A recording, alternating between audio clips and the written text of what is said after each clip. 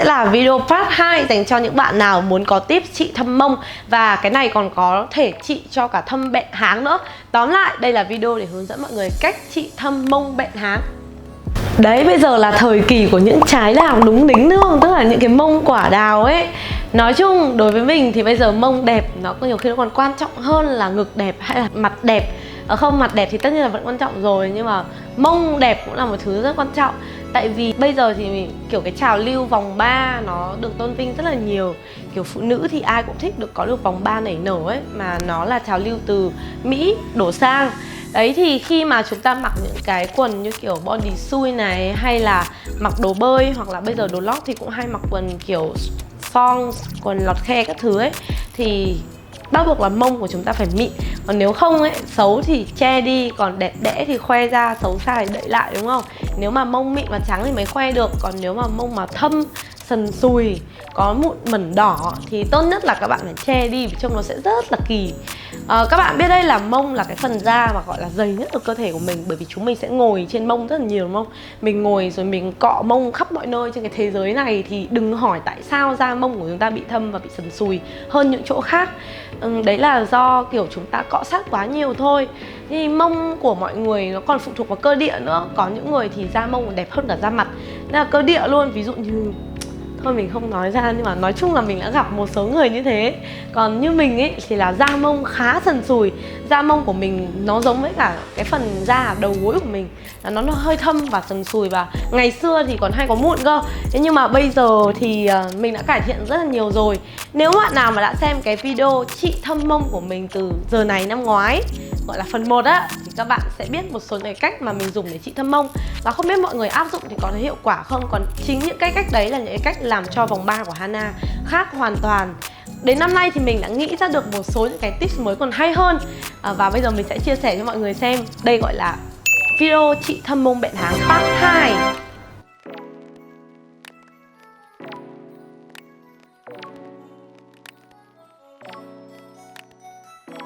Đầu tiên, nếu mà các bạn không muốn bị thâm háng hoặc là cái vùng bikini ấy, thì các bạn nên sử dụng kem tẩy lông. Nếu mà dùng kem tẩy lông thì nó sẽ giúp làm trắng và mềm cái phần da đấy hơn so với việc là các bạn dùng dao cạo để cạo đi. Vì lúc mà cạo đi thì cái vùng da đấy, cái phần lỗ chân lông của mình nó sẽ bị thâm. Thì dùng kem tẩy lông thì nó sẽ mềm mịn và trắng hơn rất nhiều. Tất nhiên có nhiều bạn bảo là lúc mà tẩy hết lông đi thì trông nó sẽ kiểu vùng da đấy nó lộ thiên ra ngoài và sẽ nhìn thấy kiểu nó thâm hơn những vùng da còn lại. Thì đúng rồi, đương nhiên rồi, thông thường là vùng da đấy nó sẽ thâm hơn những vùng da còn lại. Nhưng nếu mình dùng kem tẩy lông thường xuyên ấy, và kết hợp những cái bước sau, tức là kiểu dưỡng cho nó, thì nó sẽ dần dần được cải thiện. Cụ thể về việc tẩy lông phần bikini như thế nào, những cái cách làm sao để tẩy thì mình sẽ nói trong một video tiếp theo nhé. Thứ hai, mình đã từng nói đến trong cái phần part 1, đấy là sử dụng muối tắm tẩy da chết. Cái này vẫn là cái mà mình dùng từ năm ngoái đến giờ. Nếu bạn nào đã xem rồi thì biết. Và mình cũng không biết có phải do mình không mà cái này nó đã tạo nên một cơn sốt trên thị trường luôn. Từ cái hồi mà mình dùng, mình mua ở mấy cái siêu thị đấy. Và đây là loại muối tắm duy nhất mà mình dùng trong suốt 5 năm qua.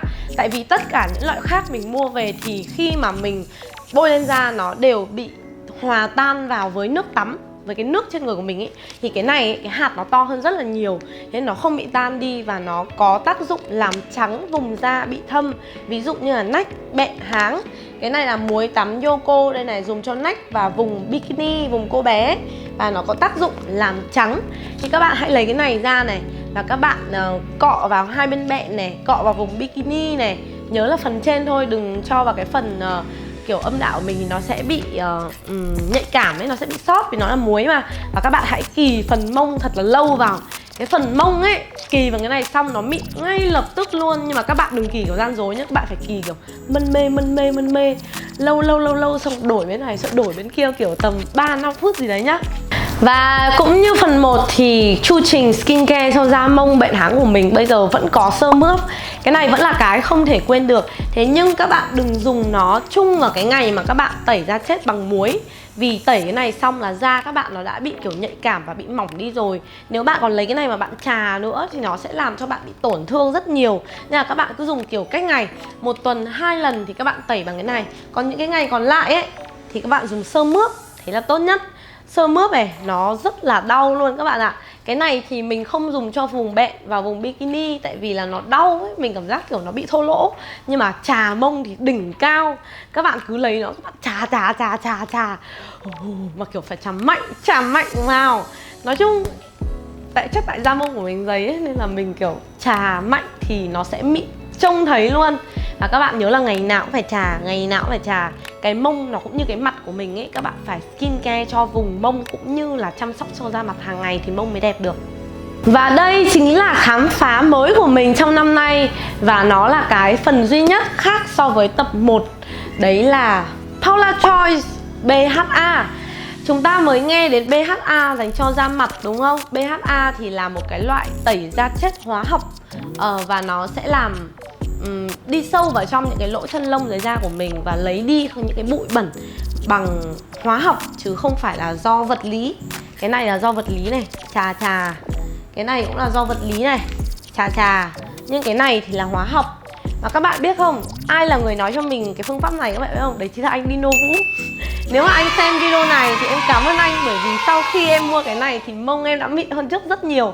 Và thậm chí có những tuần, 2-3 tuần gì đấy mà không dùng đến cái sơ mướp này nữa, chỉ dùng cái này thôi thì mông vẫn mịn. Và nó là một cái mà kiểu cái loại này nhá, là cái loại mà khủng nhất của Paula Choice, tức là loại BHA 2%.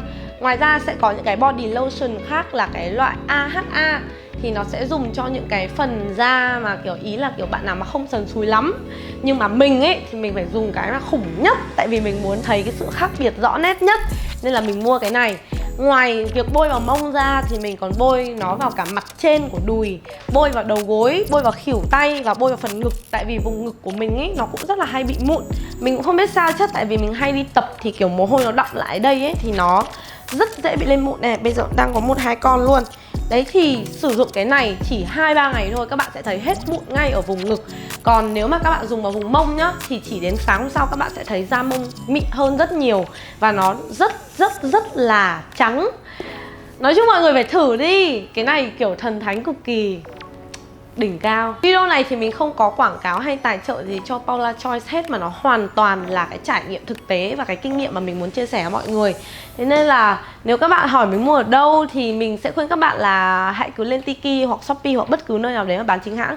Còn mình thì mua ở cái store ở Trần Khát Trân. Mình phải chạy ra tận đấy và rồi nó rất là xa nhà mình. Và cái hôm mà mình up lên trên Instagram story ấy, để hỏi mọi người xem là mua ở đâu ấy, thì các bạn ấy còn chỉ cho mình một chỗ nữa là ở trên Lotte. Đấy thì mọi người cứ thử lựa chọn. Nhưng mà nói thật mọi người là nó hơi đắt một tí nhá. Hình như cái này kiểu gần 1 triệu luôn ấy, đắt cực. Nhưng mà dùng được nhiều phết. Tại vì lúc mà bôi ra tay thì mình chỉ lấy một xíu như này là mình đã đủ cả mông rồi. Chứ nó không như body lotion là mình phải lấy cả một cái lòng bàn tay thì nó mới đủ ẩm đâu. Tranh thủ bôi vào khuỷu tay cho đỡ phí. Mùi hắc cực, đúng mùi BHA luôn. Và cuối cùng đấy là chắc chắn phải bôi body lotion, là gọi là kem dưỡng ẩm hoặc là sữa dưỡng ẩm cho cơ thể. Tại vì tất cả cái cách trên ấy nó chỉ là để tẩy da chết thôi. Và cái này nó không phải kem dưỡng ẩm mọi người nhá, nó là tẩy da chết. Nên là mình vẫn phải bôi kem dưỡng ẩm. Các bạn có thể chọn bất cứ loại kem dưỡng ẩm nào mà các bạn thích. Như mình thì hiện tại là đang dùng cái Love Beauty and Planet. Cái này là mình được bên này tặng á, nhưng mà cũng không có quảng cáo cho họ đâu, mà chỉ đơn giản là mình dùng cái này thấy rất là mịn da thì mình chỉ mọi người thôi. Ngoài ra mọi người có thể dùng cái STI Vest. STI Vest thì cái đấy rất là rẻ, cả một hũ to như này, mua ở Guardian các thứ. Đấy thì đấy là 2 loại kem dưỡng ẩm mà hiện tại mình hay dùng. Ngoài ra thì mình còn hay dùng những cái loại để làm da nâu nữa. Nhưng mà riêng với mông thì mình không dùng. Tại vì là mông bản chất là cái màu chỗ này nó đã thâm hơn những cái màu chỗ khác rồi. Thì khi mà bôi cái kem làm nâu thì mình phải tránh vùng mông ra. Mình bôi vào những cái vùng trắng, ví dụ như là ngực này, hoặc là ở bụng của mình rất là trắng, hoặc là phần trên của mông. Chứ còn phần dưới này thì các bạn đừng bôi mà phải bôi kem dưỡng ẩm. Tức là mình chia tách các vùng trên cơ thể ra. Quên mất không nói mọi người, đấy là 2 cái này đều bôi được cả vào vùng bẹn và phần trên của bikini, phần mu ấy.